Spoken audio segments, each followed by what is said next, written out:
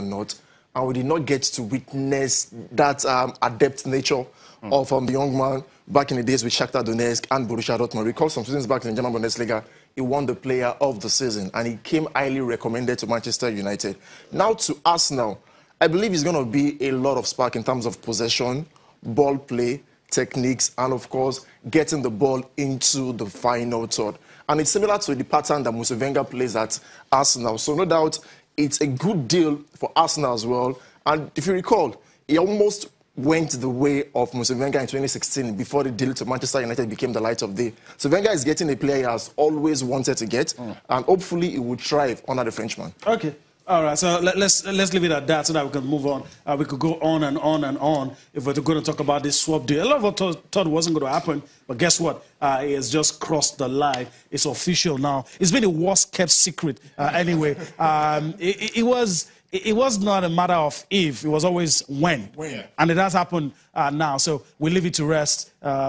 Just in case you didn't hear it, Sanchez has gone to Manchester United, and Mkhitaryan is now a Ghana. Okay, let's talk about the power of sports, and let's really talk about arguably one of the big events for this year, 2018 Winter Olympics. And the power of sports, bringing nations together in spite of differences in terms of how they relate with each other, political tensions here and there. But let's talk about the Olympics and how it's been able to bring North and South Korea together. Anytime you see things like this, guys, it makes you happy, and you just know that there's a lot of power in sports. The North Koreans here in South Africa, in South Korea, I beg your pardon, checking the venues, looking around. They're going to come. They're going to send athletes. Who would have thought that would happen 3-6 months ago? But sports has made it happen. It only happens in sports. Yemi, I've got to say this, and we've said it over time, how powerful, how unifying sports is, how you can use it as a political tool. And it's great to see that these two countries have come together because of the Winter Olympics, and it's just exciting. And we just hope that around here we could see sports this way. We just hope that people who are involved in sports in Nigeria and of course the African continent will understand how unifying and how wonderful sports can be as a tool if you want to be able to drive home a point. And it's great to see North Korea, South Korea, sports, amazing. Absolutely wonderful story. Cardi, your thoughts on this one as well? Yeah, no doubt sports is a huge unifying factor. For the fact that North Korea and South Korea have been on one part for quite some time, seeing this is heartwarming. For the Winter Games, I hope it will go beyond just the games. It will affect the politics, the economy, hopefully, and generally bring about a new lease of life for both inhabitants of the two countries. And I want to see how they would fare because they are representing one nation, both North Korea and South Korea under the same umbrella. I hope they will do well and it will bode well for both countries eventually. Yeah, it's been well received in both countries. We'll see how far they can go.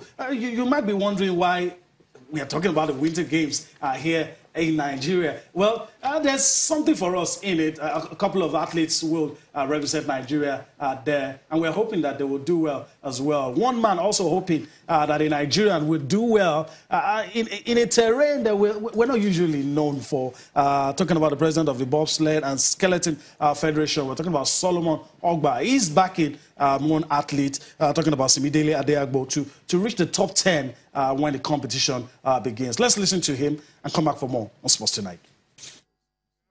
They're all track and field athletes. Simidele Adeagbo used to be 4-time All-American in track and field. She's a skeleton athlete, and she did very well. In the last 2 races, she was on the podium in the North American circuit, which is very good. North American is the best circuit in the world. So for you to be on the podium, definitely she will be top 10, which is good.